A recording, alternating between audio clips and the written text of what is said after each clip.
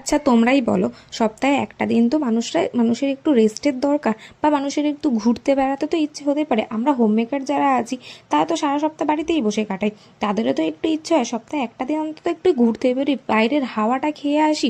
তুমি যদি সারাক্ষণ ঘরে বসে থাকো, তোমার কি মন মেজাজ তো এমনিই খিটখিটে হয়ে যাবে, তাই না বলো? সেই মতো আজকে ঝগড়া করে বরের সাথে রেডি হয়ে নিচ্ছি। কিসের জন্য জানো? অন্তত ঘুরতে বেরোবো। আর যদি আমায় না নিয়ে বেরিয়েছো, তোমার একদিন কি আমার দুদিন। এইসব কথা শুনে ভয়েতে তিরিং করে উঠেই আগে রেডি হয়ে নিয়েছে, কারণ যদি একটু ঝামেলা করে কোথায় তাণ্ডব ফাণ্ডব শুরু করে দেবে। ভয় পেয়ে রেডি হয়ে নিয়েছে। তো আমিও কথা মতো রেডি হয়ে নিয়েছি। আমার রেডি হতে বেশিক্ষণ সময় লাগে না, জাটাস করে রেখেছি, জামা প্যান্ট পরেছি, চুলটায় বেঁধে রেডি হয়ে চলে এসেছি। এদিকে বলে নাকি দিন দিন আমার ওজন বেড়ে যাচ্ছে, তাই জন্য বাইকে হাওয়া শেষ হয়ে গেছে, ভাবো একবার। যাই হোক, তো বাইকে হাওয়া দিয়ে চলে এসেছিলাম, এইদিকে পড়ে গেছে গেট, আর এদিকে ভঁ করে পঙ্গারি চলে গেল।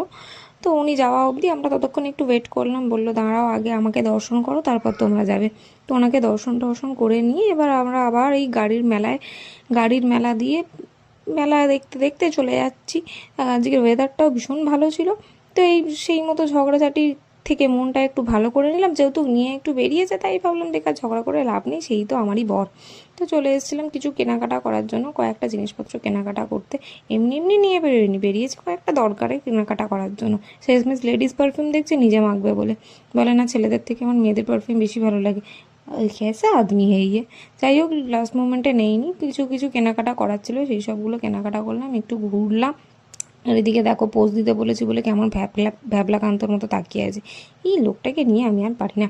যাকে তুমি বাবু বিল করাতে যাও, দেখি টুকটাক যদি কিছু জামা কাপড় পছন্দ হয় বিল কাপড়টা রেখে ফেলে দেবো, বিলটা তুমি করিয়ে নিও, হি হি হি। তো যাই হোক, সেই সব কাজকর্ম করে আবার দুজনে ভুরুম ভুরুম করে বেরিয়ে পড়লাম।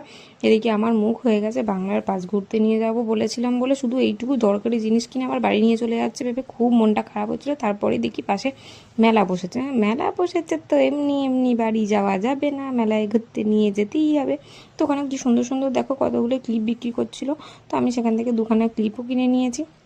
বেচারার মুখ হারিয়ে হয়ে গেছে, তাতে আমার কি কিচ্ছু যায় আসে না।